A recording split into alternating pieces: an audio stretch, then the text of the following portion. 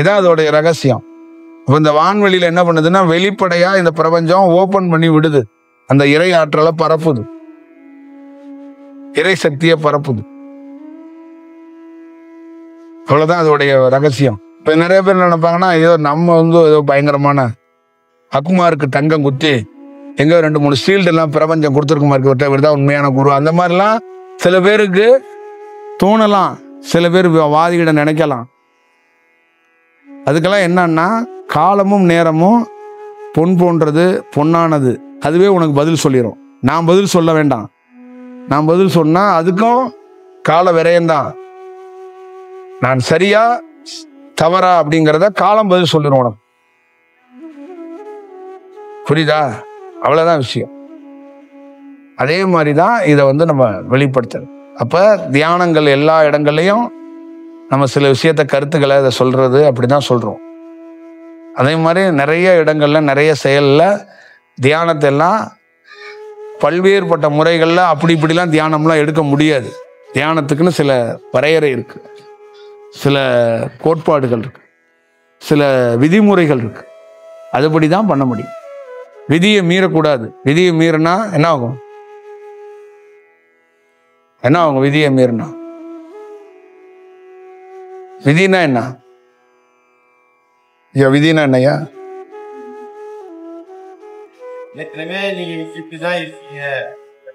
அதானே விதி. அப்ப விதியை மீறினா என்ன ஆகும்? பிரபஞ்சத்தை எதுக்குற மாதிரி. இப்ப படைப்போட தொழில இந்த பிரபஞ்சம் ஒண்ணு பண்ணி வச்சிருச்சு, அதை எதிர்த்தா என்ன ஆகும்? தவறு தானே.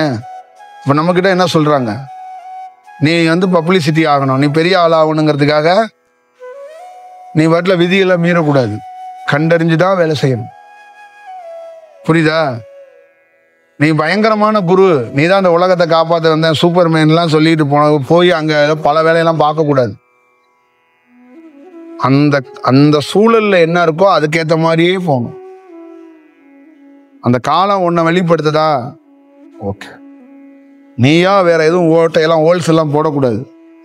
ஒரு இடத்துல ஹோல்ஸ் போட்டா படைப்புக்கு பாதிப்பு வந்துடும். நம்மளோட வேலை எப்படி இருக்குன்னா, பின்னாடி பாதிப்பு, அதை சுழற்சியை, பூமி சுழற்சியை பார்த்துட்டு தான் வேலை செய்யணும். புரியுதுங்களா? ஆப்போசிட்ல ஒருத்தர் கடை போட்டிருக்காரு, ஒருத்தர் தியானம் கற்றுக் கொடுக்குறாரு, அவரை பார்த்துட்டு நம்ம வேலை செய்யல. யாரோ எழுதி வச்சிருக்க புத்தகத்தை படிச்சுட்டு தியானம் சொல்லல. இந்த பூமி சுழறதில்ல, அந்த படைப்புன்னு ஒண்ணு இருக்கு. நீ நல்லவனோ கெட்டவனோ உங்ககிட்ட இறைவன் ஒன்று கொடுத்துட்டாரு. அப்ப நான் என்ன பண்ணா, கொஞ்சம் காத்து இருந்து தான் அதை கரெக்ட் பண்ணணும்.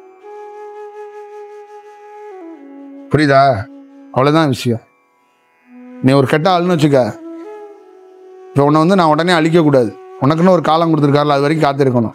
எனக்கு ஒரே ஒரு அட்வான்டேஜ் என்ன கொடுப்பாருன்னா, ஒன்னுகிட்டேருந்து இருக்கிற தீய செயலை பரவ விடாம கொஞ்சம் தடுக்கலாம். நம்ம இதுல டேம்ல எல்லாம் தண்ணி திறப்பாங்கல்ல, இத்தனாயிரம் கண்ணாடின்னு, அந்த மாதிரி 1 லட்சம் கண்ணாடி, 50,000 கண்ணாடின்னு, அந்த மாதிரி இந்த தீய சக்திகள், தீய செயல்கள் பரவும்ல, அதுல ஒரு 10,000 20,000 குறைச்சிட்டு அது ஒரு 5,000 2,000 அந்த மாதிரி லீக்கேஜை மட்டும் போற மாதிரி வைக்கணும். அது மொத்தமா வைக்கணும்னா அந்த காலம் வரும்போது மொத்தமா க்ளோஸ் பண்ணிடலாம். இப்படிதான் அது. இது எப்படி போய் யாருக்கிட்ட போய் நம்ம போய் இதை போய் வகுப்பா உணர வைக்கிறதுக்கோ ஒரு வேலை செய்ய முடியும்? உடல் இல்லாத ஏதாவது ஒரு கோயில்கிட்ட தான் நான் உட்காந்து பேசலாம். எந்த மனிதன்கிட்ட பேசினா இதை போய் புரியும்? ஒரு பிரபலமா 1.5 கோடி ஃபாலோவர்ஸை வச்சிருக்க ஒருத்தர் சரியான தியானம் கொடுக்கல, அவர் சரியான நபர் இல்லை அப்படின்னு நான் சொன்னேன். ஒரு 10 பேர்த்த வச்சுக்கிட்டு அவுச்ச வேர்களை திருக்கிட்டு இருக்க உங்கள்கிட்ட வச்சுட்டு சொன்னா அது என்ன மாதிரி பார்க்குறவங்களுக்கு தோணும்? இல்லை உங்களுக்கே என்ன மாதிரி தோணும்? சொல்லுங்க. சாமி ஏதோ கொஞ்சம் ஆசைப்படுறாரு இருக்கு, அவருக்கு ஏதோ அவர் மேல ஏதோ வருத்தமா இருக்கு, அப்படிதான் தோணலாம். அப்படிதானே தோணும். இன்னொருத்தர் சொல்லியிருக்கிறாரு, தாம்பரத்துலேருந்து ஒருத்தர் சென்னையில், ஏன் சாமி நல்லா பேசுவாரு, நல்ல அவர் ரொம்ப ஃபாலோ பண்றாரு, எல்லா குருநாதரையும் திட்டுறாரு, என்ன என்ன அப்படின்ட்டு அப்படின்னு அவர் கேட்கிறாரு. இப்போ அவரோட புரிதல் என்ன இருக்குன்னா, நான் எல்லா குருவோடையும் அட்ஜஸ்ட் பண்ணி போகணும், இல்லைன்னா எல்லா குருவையும் பெருசா விமர்சனம் பண்ணாம என்னுடைய பணி செய்யணும் அப்படின்னு நினைக்கிறாரு. அப்படி ஒரு ஞானத்தையோ இல்லை அப்படி ஒரு உருவம் ஒருத்தர் மாற்றப்பட்டவங்கள அப்படிலாம் நம்ம போய் வளைக்க முடியாது, ஒரு வரையறைக்குள்ள கொண்டு வர முடியாது. புரியுதுங்களா? சொல்லுங்க. சும்மா 26 பேர் சுத்தி பார்க்க தானே போனாங்க, டம்மு டம்முன்னு ஏன் அவங்கள போய் சுடணும்? அவங்களுக்கும் என்ன இருக்கு? அவங்களுக்கும் பாகிஸ்தானுக்கு ஏதாவது பிரச்சனை இருக்கா? அவங்க எதுவும் பாகிஸ்தான் பிரதமருக்கு எதுவும் ஓட்டு போட மாட்டாங்களா? இல்லை வேற ஏதாவது தீவிரவாதி குடும்பத்துக்கு வந்து சோறு கீறு போடாம கூட்டாங்களா? அவங்களே அப்பாவி டூரிஸ்டா சுத்தி பார்க்க வந்தவங்க, லீவ் விட்டாங்களே காஷ்மீரை கொஞ்சம் பார்த்துட்டு வரலான்னு போனவங்க. அவங்களுக்கு ஏதாவது இருக்கா? அவங்க ரோல் ஏதாவது இருக்கா? அப்ப என்ன ஆகும்? அந்த மாதிரி ஒரு செயல் இருக்குல்ல, அந்த மாதிரி வெளிப்படும் போது இந்த பிரபஞ்சம் வேற ஒரு விஷயத்தை வெளிப்படுத்துது. அந்த மாதிரி தியானங்கிற பேர்ல பல நாள் பல செயல்கள் தீமை நடந்துகிட்டே இருந்தா ஒரு இடத்துல அது என்ன பண்ணுது? அது வெளிப்படுத்துது. நீங்க எப்பயுமே ஞாபகம் வச்சுக்கோங்க, ஒரு விஷயம் சும்மாலாம் வெளிப்படுத்த முடியாது. இது வந்து அரசியல் மேடை மாதிரி ஆப்போசிட்ல இருக்கிறவங்கள பேசினாதான் இது இருக்கிற மாதிரிலாம் இது ஞானத்துல கிடையாது. நீங்க ராமகிருஷ்ணர் விவேகானந்தருடைய புத்தகத்தை வாங்கிட்டு போய் வச்சுக்கிட்டீங்கன்னா அவங்களுடைய வரலாறு இதுக்கெல்லாம் சாட்சியா இருக்கும். விவேகானந்தர்லாம் ஒருத்தன் கூட வேலை செய்ய விடல. புரியுதுங்களா? வாங்க விவேகானந்தர் சுவாமியே அப்படிலாம் எவனெல்லாம் சொல்லல. எங்க சூடு வைக்கலான்னு தான் சுத்திட்டு தெரிஞ்சாங்க நிறைய பேர். இதான் நான் தான் நேரத்தே சொன்னேன்ல, ரொம்ப பிரபலமான அவங்க என்ன சொசைட்டி, அவங்க ரொம்ப அடையாறுல அவங்க ஒன்று வச்சிருக்காங்களே, ஒரு அவங்களே விவேகானந்தருக்கு எதிராக தான் பேசுனாங்க அமெரிக்காவில். என்ன பண்ண முடியும்? அவருக்கு என்னங்க இருக்கு? தர்மம் சத்தியம் பிரபஞ்சம் கொடுத்ததை வெளிப்படுத்துறாரு. பெத்த தாய்க்கு கூட போய் சம்பாதிச்சு ஒரு சோறு போடாம தாய் நாடே தாய் நினைச்சு வேலை செஞ்சவருக்கு இந்த நாட்டில் அவர் வேலை செய்யும் போது அவருக்கு கொடுத்த நிறைய வெகுமதிப்புகள்லாம் எவ்வளோ இருக்கு.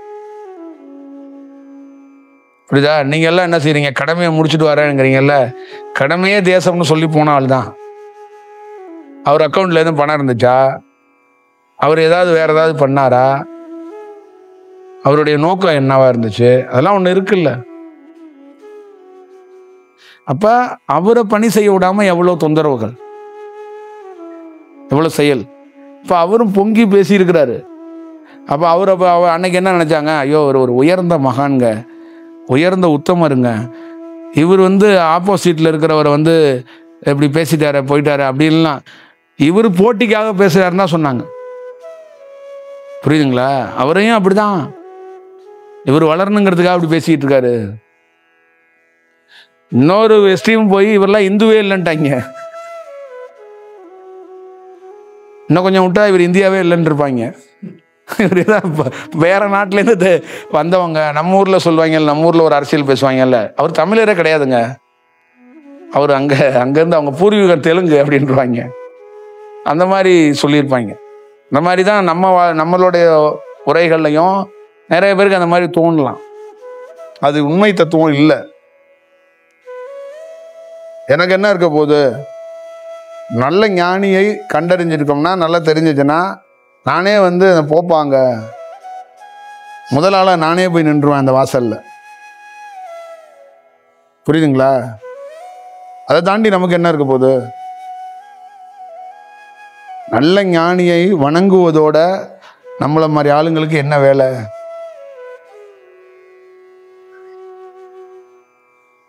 அதோட என்ன வேலை நமக்கு? நான் வணங்கினா என்னை சுத்தி இருக்கிறவங்க அவரை போய் வணங்க போறாங்க.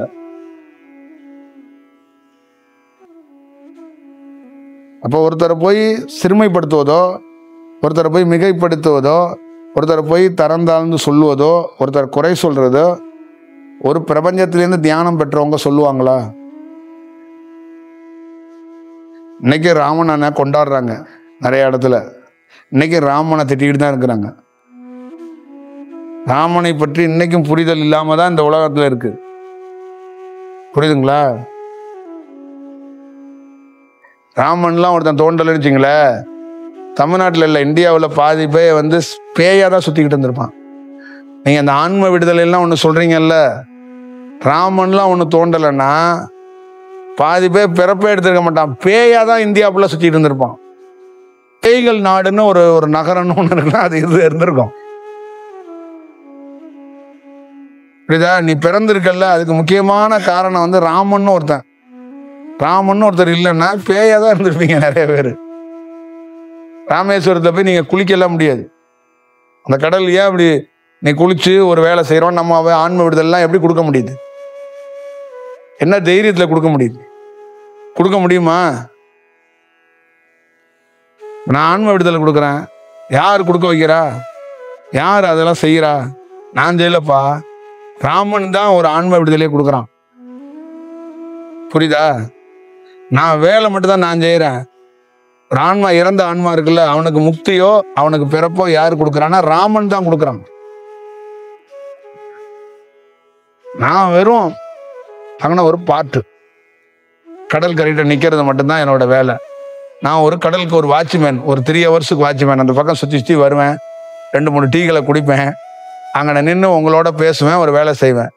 மற்ற வேலைகளை ராமனோ பதஞ்சலியா தான் செய்யறான். நீ ராமன்னா ராமனும் அவரு தான், பதஞ்சலியும் அவரு தான், சிவனும் அவரு தான். புரியுதா? யமனை அழிக்கக்கூடியவரும் அவர் தான். அதனால இந்த வேலையை வந்து அவங்க தான். இப்ப இந்த மாதிரி உன்னதமான வேலையை எப்படி செய்ய முடியும்? மனிதனுக்கு துன்பத்திலேருந்து போக்கியவன் ஞானி. மனித பிறப்புலேருந்து விடுபட்டுட்டு உடல் இல்லாம எத்தனையோ ஆன்மாக்கள், உடல் இல்லாம சுத்திக்கிட்டு இருக்க ஆன்மாக்கள் துன்பத்தையும் போக்கியவன் ஞானி தான். செய்ய முடியுமாத? வாங்க எல்லாரும் வாங்க, நீங்க சொல்ற, நீங்க கும்பிடுற உங்க குருநாதர் எல்லாத்தையும் கூட்டிட்டு வாங்க, ராமேஸ்வரம் கடற்கரையில் நின்று ஆன்ம விடுதலை கொடுக்க சொல்லு. உங்க 1.5 லட்சம் ஃபாலோவர்ஸ் இருக்கிற குருநாதர்லேருந்து எல்லாத்தையும் கூட்டிட்டு வந்து நிக்க வைங்க. எந்த ராமன் பதஞ்சலி அங்க வரானா இல்லை இங்க வரானான்னு பார்ப்போம். நிக்கட்டும், பண்ணு வேலை பண்ணு.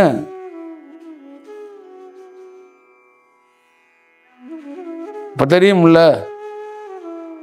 இப்ப யாரோடைய பிரதிநிதின்னு தெரியும்ல, அப்ப உண்மைத்துவம் என்னன்னு தெரியும்ல. அதானே விஷயம்.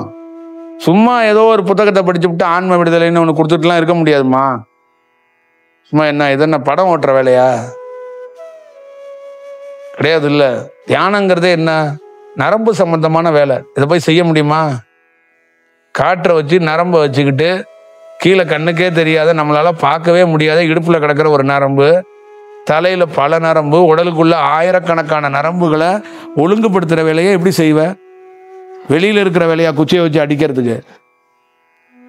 அதை ஒழுங்குபடுத்தி, அதை முறைப்படுத்தி, அந்த உடல்ல நோய் இல்லாம அதை சரி செஞ்சு, அதை பக்குவப்படுத்தி பதப்படுத்தி சரியா கொண்டு வந்து நிறுத்தணும்.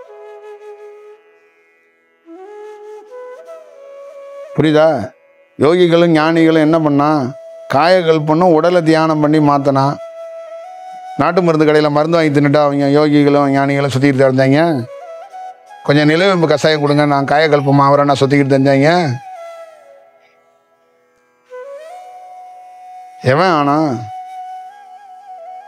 ஏதோ வைத்தியத்துக்காக, மூலிகைக்காக உடல்ல பல நாள் பல துன்பங்கள். நான் என்ன சொல்லியிருக்கேன்ல, ஏகப்பட்ட பேர் மருத்துவமனைக்கு போகணும்னு அவன் தலையில இருந்தா அது போகணும்.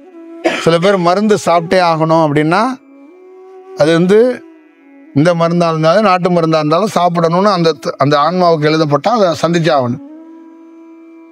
இப்ப சில காலங்கள் என்ன ஆகும்? ராமனே காட்டுக்கு போனாருங்கிறது கதையெல்லாம் எதுக்குன்னா, சில ஆண்டுகள் இப்படிதான் வாழ்ந்தாகணும். சில ஆண்டுகள் வந்து என்ன சொல்றா, என்னிடமே வந்து ஒரு உயர்ந்த சக்தி என்னை வழி நடத்துது, பெண் சக்திங்கும் போது என்ன சொல்லுதுன்னா, சில ஆண்டுகள் நீ பொறுத்து தான் ஆகணும். நீ எமோஷன்லாம் ஆகக்கூடாது. காலம் அந்த சுழற்சி வர்ற வரைக்கும் தான் அது வரும்போது தான் தீவிரப்படுத்த முடியும் வேலையை. புரியுதா? யூடியூப்ல பாப்புலர் ஆகுறங்கிறதுக்காக விளம்பரம் ஆடு போடுற மாதிரிலாம் பிரபஞ்சத்தில் ஆடு போட முடியாது. அங்கே பிரபஞ்சத்தில் போய் நீங்கள் கொஞ்சம் கூகுள் ஆடு போட்டு விடுங்க, என்னை கொஞ்சம் விளம்பரப்படுத்தி விடுங்க எல்லாமே சொல்ல முடியாது. அந்த காலம் வரணும். அந்த காலம் வரணும்னா அப்போ என்ன பண்ணுவாங்க? உன்ன மாதிரி ஆளுக்குலாம் நீ அழுதுகிட்டு இருப்ப, என்ன மாதிரி ஆள்கிட்ட கேட்டுக்கிட்டு இருப்ப. அவங்க நேரடியாக என்ன சொல்லுவாங்க, டிக்ளேர் பண்ணிட்டு போயிடுவாங்க. நீ அழுதாலும் சரி உருண்டாலும் சரி, மவனே ஒன்றும் கதையெல்லாம் நடக்காது, நீ என்னை திட்டிட்டு கூட போ, 2 வருஷம் 3 வருஷம் அங்கே தான் உட்காந்துட்டு போயிடுவாங்க. நான் உன்கிட்ட சொன்னா நீ என்ன பண்ணுவ? கேட்க மாட்டேன். நான் அதனால ஒன்றுகிட்ட சொல்லாமல் உன்னை ஏமாற்றி கூட்டிகிட்டு வந்துட்டு இருக்கேன். கொஞ்சம் பொறுமையார் சரியா வா வா வா வா வான்னு கூட்டிகிட்டு வந்துட்டு இருக்கேன். ஆனால் என்கிட்ட அந்த மாதிரிலாம் சொல்றது இல்லை. ஓப்பனா 3 வருஷம் ஆகும், பேசாம அங்கே உட்காரு. எமோஷன்லாம் எதுவும் பண்ணாத, எமோஷன் எல்லாம் அங்கே ஒன்றும் கிடைக்காது. புரியுதா? பேசாம இப்படியே வச்சு உன்னை தூக்கி ஒரு 50 பேர் 100 பேர் வருவான்ல, அந்த வண்டிகளை வச்சு உருட்டிக்கிட்டே இரு. புரியுதா? ஒரு நாள் அது மாறும். அப்போ நான் அந்த காலம் அந்த நேரம் வரும்போது தானா வேற ஒரு விஷயம் நடக்கும். அதான் விஷயம். அப்ப வெளிப்படையா சொல்லுவாங்க. புரியுதா? எல்லாருக்கும் அதுதான். ராமகிருஷ்ணர் அவருடைய நோயை போக்க தெரியாதா? காளி அதுக்கும் ஒரு விளக்கம் கொடுத்துருக்காங்கன்னா அவர் கொடுத்துருக்கிறாரு. அப்போ மதியானம் பேசும்போது என்ன சொன்னோம், விவேகானந்தர் சித்து வேலை கற்றுக்க போகும்போது அதெல்லாம் வேண்டாம் நீ எதுக்கு சொன்னான்னா, நீயே சித்தண்டா, நீ எதுக்குடா சித்து வேலை செய்ய போற? ஆசாரி போய் எதுக்கு ஆசாரி வேலை கற்றுக்கணும்? நீ தெரியாம இருக்கிற, நீ ஆசாரின்னு. நீயே பெரிய சிப்பி, அது மறைக்கப்பட்டிருக்கு. நீ போய் எதுக்கு சிலை கற்றுக்க போற? வேடிக்கையெல்லாம் பண்ணாத. புரியுதா? அவங்க டெம்பரரியா சும்மா சுத்தியில வச்சுக்கிட்டு இதை வச்சுக்கிட்டு சும்மா செதுக்கிட்டு உட்காந்துருக்காங்க. நீ எக்ஸ்பர்ட்ரா அதுல. நீ இப்படி தொட்டனா போதும், ஒளியும் அந்த அடிக்காமலே உன் கை தொட்டாவே அது வரும் சிலை. நீ அந்த மாதிரி ஒரு சிப்பி. நீயே ஒரு சித்தன், நீ எதுக்கு போய் சித்து கற்றுக்க போற? அது ஒரு வேடிக்கையான வினோதம். அது அந்த வேலையெல்லாம் போய் செய்யாத போ. அவர் சித்து கத்திருந்தாருன்னா அவர் பல பேருக்கு பல விஷயம் பண்ணியிருப்பாரு. புரியுதுங்களா? பார்க்குறவங்களுக்கு எல்லாத்தையும் ஏதாவது கொடுத்துருப்பாரு. உன்னை பார்த்தா வச்சுக்க, இந்தா ஒரு 10 லட்சம் வச்சுக்க, இந்தா இதை வச்சுக்க, இந்தா அதை வச்சுக்கன்னு இருப்பாரு. அதுக்காக தான் பிரபஞ்சம் அதை தடுக்கிறது. புரியுதா? இப்போ என்கிட்ட ஒரு வருஷம் 1.5 வருஷத்துக்கு முன்னாடி வேற ஒன்று கொடுத்துச்சுன்னு வச்சுக்குவே, இந்த யூடியூப்லலாம் பேசியிருக்க மாட்டேன். நிறைய பேர் பேசினேன்ல, களத்துல இறங்கி போர் செஞ்சிருப்பேன். உண்மையா அதுதான். நான் வேடிக்கை பார்த்துருக்க மாட்டேன். எதுக்கு போட்டு வேலையை பேசிக்கிட்டே இருக்கக்கூடாதுல்ல, நேரடியாக களத்துல இறங்கி வேலையை முடிச்சிருவோம். பின்னாடி வர சங்கதிகள் நல்லா இருக்கட்டும், அவ்வளோதான் விஷயம். அப்போ என்ன பண்ணு, அந்த பொருளை கொடுத்தா இவன் இறங்கிடுவான், இப்போ கொடுக்கக்கூடாது, அதை வாங்கு அப்படிங்கிறதான். இதுக்கு தான் சொன்னது. என்ன, முருகன்ட்ட வேல் கொடுத்தாங்கன்னா என்ன வேல் கொடுத்தாங்க? பார்வதி கொடுத்தாங்கன்னு ஒரு வேல் கொடுத்தாங்கல்ல, என்ன வேல் கொடுத்தாங்க? சுத்தம் பண்ணுறதுக்கு. அந்த வேலை என்கிட்ட அந்த பொண்ணு கொடுத்துருந்தான்னு வச்சுக்க, நான் ஏன் பேச போகிறேன்? புரியுதா? நான் எதுக்கு பேசிக்கிட்டு இந்த அறிவம்மா வச்சு அவிச்ச வேர்க்கல்லையை வாங்கியான்னு தின்னுக்கிட்டு இந்த வேலையெல்லாம் ஏன் பார்க்க போகிறேன்? வேல் இருந்துச்சுன்னா ஏன் இந்த வேலையை, அந்த பொண்ணு வேலை கொடுக்க மாட்டேன்டா. புரியுதா? வேலை கொடுத்துருந்தா நேரம் வேலை கொடுத்துருந்தா நேரம் வேலை முடிஞ்சிருக்கும். எல்லா வேலையும் முடிச்சிருப்பேன், கம்ப்ளீட். புரியுதா? நீலாம் அப்புறம் மீன் குழம்பு பிரிட்ஜில் வைப்ப, மீன் மார்க்கெட்டே இல்லாமல் ஆக்கி விட்டுருவேன். புரியுதா? மீன் திங்கிற எண்ணங்கிறது உனக்கு வந்தாதானே நீ அதை பற்றி யோசிப்ப. அது இல்லாமல் பண்ணி விட்டு போயிருக்கலாம். கதைகள்லையும் நல்லா படிச்சீங்கன்னா, ராமனும் முருகனும் யாரையும் கொல்லலை, அந்த அகந்தை மாயையை தான் அழிச்சாங்க. திருப்பி அவங்கள நல்வழிப்படுத்தி வாழு, மாயையா இருக்காத, அப்படிதான் சொல்றாங்க.